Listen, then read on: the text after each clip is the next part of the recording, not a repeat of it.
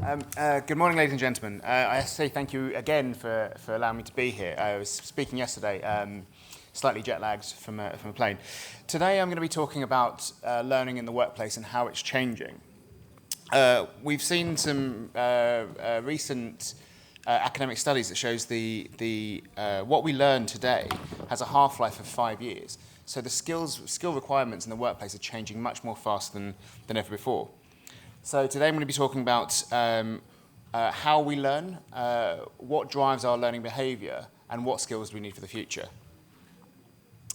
A bit of background about us. I won't go through this in too much detail, but just to say that we are one of the world's leading accountancy bodies. We have members in 179 countries, and we're by far, besides the Americans, the largest globally. In terms of the research I'm going to present today, we have an in-house think tank which studies everything from technology through to sustainability through to learning for the future. But when we do our research, we don't just focus on the UK. We're a UK-based body, but we're incredibly international. And so we take interviews and data from around the world. So you can see the statistics as to where our activity has happened and what we've done. And we don't just consult our members and our students. We engage with employers, we engage with governments, we engage with academic institutions. And we actually host roundtables. It's not just desktop-based. In terms of the number of interviews and such, we've done over 8,000 or close to 8,000 interviews with members and students. Again, you can see the distribution where that's happened globally. And again, it's important to get reflections from different people. I spoke yesterday about how the behaviours in one market or one country are very, very different or can be very different to others. And so it's really about understanding the difference between different countries. So today I want to touch on 3 areas. The first is the dynamics of change in our careers. The second is how do we prepare to cope with that change. And third is the range of learning options available to us. So what has our research shown? Our research has shown four dynamics in the learning journey, but it's important to note that these aren't mutually exclusive, but the balance between them is actually changing. So what we need to do then is rethink our approach to learning in the workplace, and these are the 4 forces we identified that shape our personal journey. I would be remiss to not talk about technology. Now, technology is playing an important role in everything we do. I can see a number of people with their smartphones out, taking photos. That's absolutely fine. We can share the slides. But technology will affect the accounting profession. We did some research a couple of years ago which looked at the different technologies coming out and how we as finance professionals and accountants need to respond to those, to embrace them, what the risks are, the challenges are, and the benefits are. But a few of the key messages is that we saw that entry-level routine tasks are being automated. But that means for accountants, we're spending more time further up the value chain, actually adding strategic value, adding insights, and what Dr. Beloki was talking about is really about application of those skills. But when we look at it from a personal perspective, we're seeing slightly different behaviours. So as we see entry roles being automated, we're demanding more from our graduates and from our entry-level roles. But what that also means is that the middle level of management is being squeezed because you have people coming in at the bottom with skills and capabilities that we'd never expected to have them before. And so it's putting pressure on those that have been in the career or in the profession for a little bit longer, which means that they need to start upskilling as much as the entry level. Again, this is another piece of work that we did a short while ago, and I'm glad you asked about the skills that we need for the future. We, in a piece of research a little while ago, came up with 7 professional quotients. So, of course, having the technical capability and ethical capability is incredibly important, but we need a new range of skills and capabilities: creativity, vision, emotional intelligence, being able to understand our customers, our stakeholder base, much more so than ever before. And it's not just about focusing on one or the other. You need a blend of all of them. And that blend, it's fluid. It changes over time. It changes in your environment. So really, learning is changing quite rapidly. And we as a professional body, we've recognized this. So about a year ago, we decided to introduce the strategic business professional level, which takes our technical knowledge and applies it in real life situations. So it's not just creating churning out technical accountants. It's how do I apply this in a workplace to different clients, to different environments, different situations.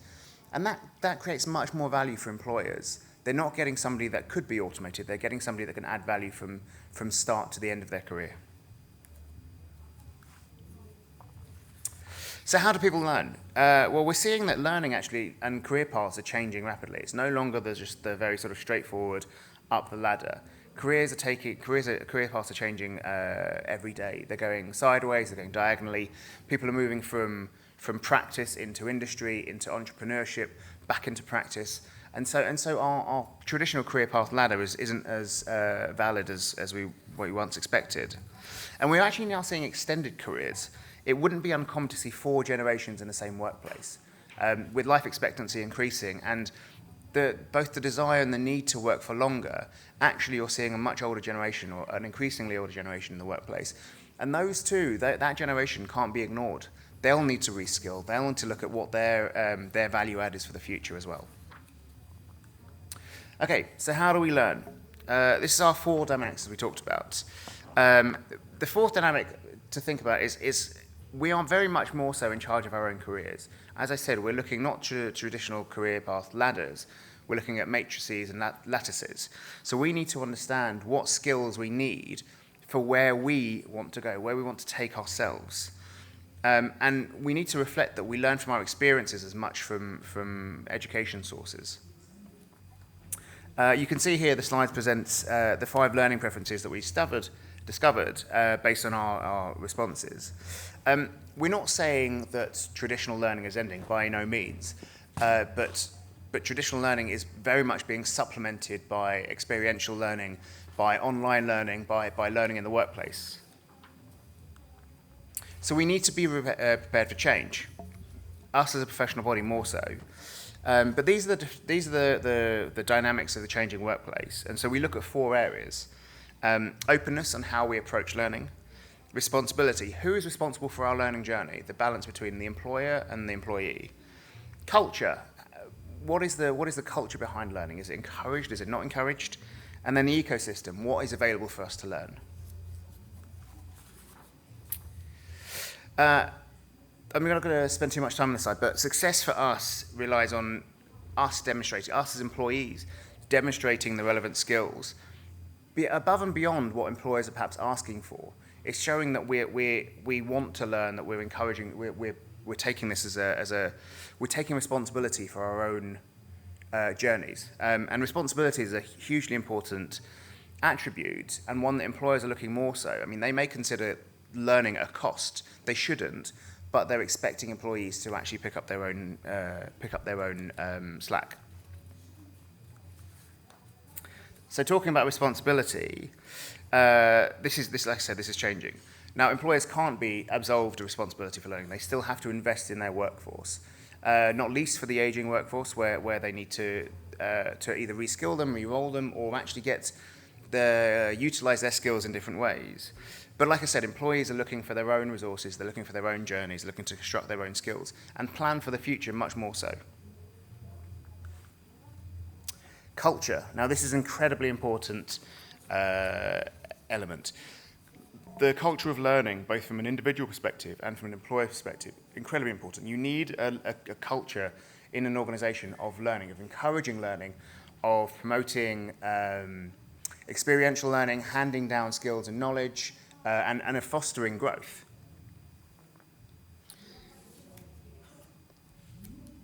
There was a really interesting quote from one of our members actually in the study, and that was, within the organization, they support a culture of learning that reaches beyond the traditional into areas that are of personal interest. Because if you learn how to learn, it benefits the organization when you need to learn for the role. So basically, we're encouraging personal growth because we may need to tap into it in the future. Okay, so the ecosystem. So I'm going through this quite quickly, but these are the traditional partners that we've had in the ecosystem. Now, these are still very much valid, but again, the balance between them is changing. We as a professional body understand this, and we have to change our content, our approach, our engagement to ensure that we stay relevant for the learning ecosystem. But certainly, as the learner takes on a more personal journey, we have to understand and work towards that. So what does the future look like? So in this area, in this sort of position, we look at 4 areas. Constants. So what is staying the same? What are the changing needs that we have? What is the impact of technology on learning? And what are the implications for the learning and development community? Okay, so this is just an academic model, but it's worth remembering how we learn. We learn by experience and reflection. This is the experiential learning cycle by David Cole, which you can look up. But to achieve performance from learning, then we need to reflect on the experience we have. We can't just go through something and then not reflect backwards, because we don't learn anything from that.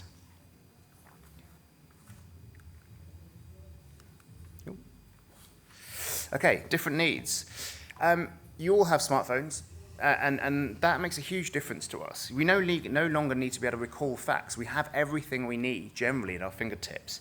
So then what does that mean then for us? Well, it's not so much the ability to recall facts or pull up facts.